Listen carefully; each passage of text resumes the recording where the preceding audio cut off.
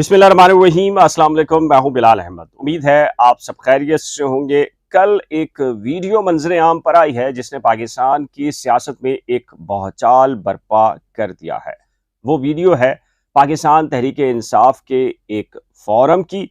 जी हाँ, जिसमें दिखाई दिए हैं हाल ही में रिटायरमेंट लेने वाले साबिक DG ISI general retired Faiz Hameed. जी हाँ, और उसमें कुछ तकारीर भी हुई। वेलकम कहा गया फैज हमीद साहब को, और ये कहा गया कि उनकी ज़रूरत है पाकिस्तान की सियासत के हवाले से और पाकिस्तान तहरीक इंसाफ में। बहुत सारे जो मालूमाती हलके हैं वो ये कहते दिखाई दे रहे हैं कि पाकिस्तान तहरीक इंसाफ के सरबराह इमरान खान क्या फैज़ हमीद को कोई ओहदा देने वाले हैं, और फिर क्या पाकिस्तान तहरीक इंसाफ के जो सरबराह इमरान खान हैं उनके लिए खुद बड़ा ख़तरा जनरल रिटायर्ड फैज़ हमीद होंगे, क्योंकि कहा यह जा रहा है कि अगले कायद चेयरमैन पाकिस्तान तहरीक इंसाफ जनरल फैज़ हमीद हो सकते हैं। क्यों हो सकते हैं और इसके पीछे लॉजिक्स क्या है, इसके पीछे कहानियाँ क्या हैं, और इमरान खान के खिलाफ इलेक्शन कमीशन ऑफ पाकिस्तान में चलने वाले cases, Lahore high court, supreme court cases में क्या वाकई उनकी नाअहली होने जा रही है, और सब कुछ प्लानिंग के तहत जनरल फैज़ हमीद पाकिस्तान तहरीक इंसाफ के अगले सरबराह हो सकते हैं, यानी कि पार्टी संभालने का सारा जिम्मेदारी उनको सौंपी जा सकती है। कुछ बहुत सारी ऐसी चीजें हैं जनरल फैज़ हमीद साहब के बारे में कि लोग कंफ्यूज हैं कि जनरल फैज़ हमीद पर जो इल्ज़ामात माजी में लगाए गए कि उन्होंने सियासी इंजीनियरिंग की, पॉलिटिकल इंजीनियरिंग की, और उसमें वो पॉलिसी से हटकर, जी हाँ, एस्टैब्लिशमेंट की पॉलिसी से हटकर ये सब कुछ कर रहे थे, इससे कितना ताल्लुक है हकीकत का? हकीकत क्या है? क्या वाकई एक पाकिस्तान की खुफिया एजेंसी के सबसे अहम ओहदे पर बराजमा कोई भी शख्स एस्टैब्लिशमेंट की मजमूई पॉलिसी के अगेंस्ट जा सकता है, या फिर ये सब कुछ एक प्लानिंग के तहत हो रहा था?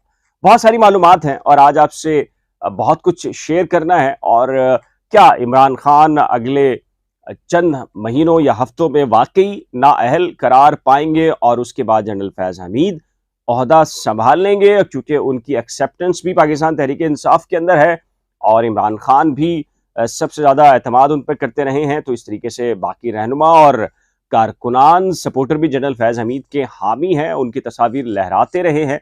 तो सबसे पहले मैं आपको बता देता हूं कि जी, जनरल फैज़ हमीद के बारे में बहुत सारे लोग ये गुमान करते हैं, बल्कि बदगुमानी करते हैं कि जनरल फैज़ हमीद जब डीजी आईएसआई रहे तो उन्होंने इमरान खान को आउट ऑफ द बॉक्स जाकर सपोर्ट की। एस्टैब्लिशमेंट की पॉलिसी नहीं थी, लेकिन जनरल फैज़ हमीद सब कुछ कर रहे थे या करवा रहे थे, उनके बारे में ये कहा जाता है। लेकिन क्या ऐसा हकीकत में हो सकता है पाकिस्तान के सबसे मजबूत तरीन इदारे के अंदर? तो इसका जवाब है कि जी नहीं। पाकिस्तान तहरीक इंसाफ के सरबराह इमरान खान को 2011 में, इससे पहले भी लॉन्च किया गया, लेकिन 2011 में एक सियासी माहौल पैदा किया गया और ये तासुर बनाया गया कि पाकिस्तान तहरीक इंसाफ के सरबराह इमरान खान ही पाकिस्तान की आखिरी उम्मीद हैं।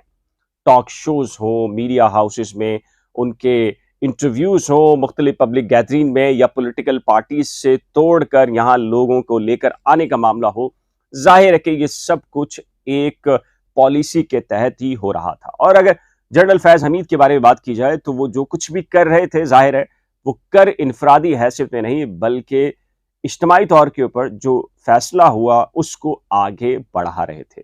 फिर पॉलिटिकल इंजीनियरिंग, दीगर इल्ज़ामात, फिर नवाज शरीफ की हुकूमत का खात्मा, फिर दोबारा से नवाज शरीफ के लिए कुछ रियायतें। बहुत सारे लोग कहते हैं कि जी नहीं, पॉलिसी एक नहीं थी, मुख्तलिफ किस्म की थी। लेकिन अब जब जनरल फैज़ हमीद रिटायरमेंट लेने के बाद अब पाकिस्तान तहरीक इंसाफ के एक फोरम पर बराजमा और नजर आए हैं, और वहां पर यह गुफ्तगू सुनाई दी गई कि उन्हें ना सिर्फ वेलकम कहा गया और बल्कि ये कहा गया कि आप पाकिस्तान तहरीक इंसाफ को ज्वाइन करें। अब बहुत सारे हल्के ये कह रहे हैं कि जी ये इत्तफाक भी हो सकता है और ये इनफरादी इकदाम भी हो सकता है जनरल रिटायर्ड फैज़ हमीद साहब का, कि पाकिस्तान की सियासत में उनके लिए एक्सेप्टेंस पाकिस्तान तहरीक इंसाफ के रहनुमाओं की भी है और कारकुनान की भी है, लिहाजा वो सियासत में आ जाएं। बहुत सारे लोग क्या कह रहे हैं कि उनको 2 साल इंतजार करना चाहिए, क्योंकि कहा यह जाता है कि पाकिस्तान की सियासत में कोई भी सरकारी ऑफिसर उस वक्त तक नहीं आ सकता जब तक वो 2 साल रिटायरमेंट के बाद पूरे नहीं कर लेता। अभी तो चंद हफ्ते ही गुजरे हैं कि जनरल रिटायर्ड फैज हमीद मंजर आम पर आए हैं, सियासी तकरीब में आए हैं, लेकिन जाहिर है कि उन्होंने खुद सियासत में आने का ऐलान नहीं किया। एक गैदरिंग में मौजूद हैं और गैदरिंग में तो कोई भी मौजूद हो सकता है, किसी को बुलाया जा सकता है, गेस्ट के तौर पर शरीक हो सकते हैं।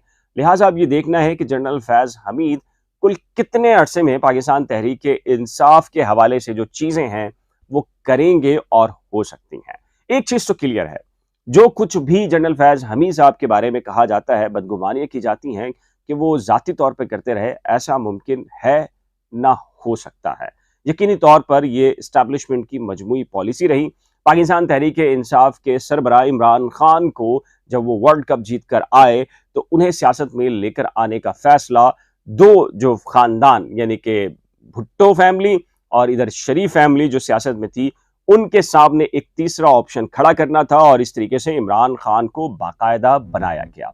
एमएमए के साथ जोड़ा गया, कभी उनको इंडिपेंडेंट जोड़ा गया, फिर उसके साथ ही पाकिस्तान के जो टॉप मीडिया हाउसेस हैं वहां ले जाकर उनके इंटरव्यूज और उनका एक इमेज बनाया गया, फिर इंटरनेशनली सतह के ऊपर उनका इमेज बनाया गया। लेकिन अब चूंकि पाकिस्तान तहरीक इंसाफ के सरबराह इमरान खान मद्दे मुकाबिल आ चुके हैं और वो लोग समझते हैं, इस्टेब्लिशमेंट समझती है कि अब वो कारगर नहीं रहे, वो किसी मकसद के नहीं रहे, वो ट्रांसफर करने में नाकाम रहे, जो उनको टास्क दिए गए थे वो उन्हें अदा करने में नाकाम रहे, तो लिहाजा उन्हें जाना होगा।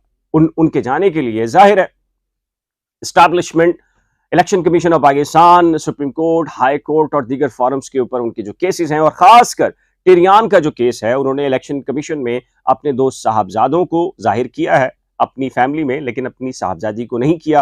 हालांकि कानूनी तौर के ऊपर वो बैरून मुल्क के अंदर जो दस्तावेजात हैं उसमें टेरियान को अपनी साहबजादी करार देते हैं। इस तरीके से टेक्निकल ग्राउंड्स पे देखा जाए तो इमरान खान की नाअहली 62-63, जी हाँ, सादिक और अमीन ना रहने का मामला खाली सिर्फ इस पर भी हो सकता है। अब जाहिर है कि पाकिस्तान तहरीक इंसाफ इतना बड़ा प्लेटफॉर्म है और उसके लाखों वोट हैं जो पूरे पाकिस्तान में हैं, ओवरसीज में बहुत बड़ी गैदरिंग उसके साथ है, तो क्या ऐसी पार्टी के सरबराह को अगर नाअहल करार दिया जाए और दूसरा ऑप्शन भी पार्टी के अंदर ना हो तो क्या उस पार्टी को खत्म कर देना चाहिए? तो शायद मेरा ख्याल है कि आपको जवाब मिल गया होगा, नहीं जी, पार्टी रहेगी।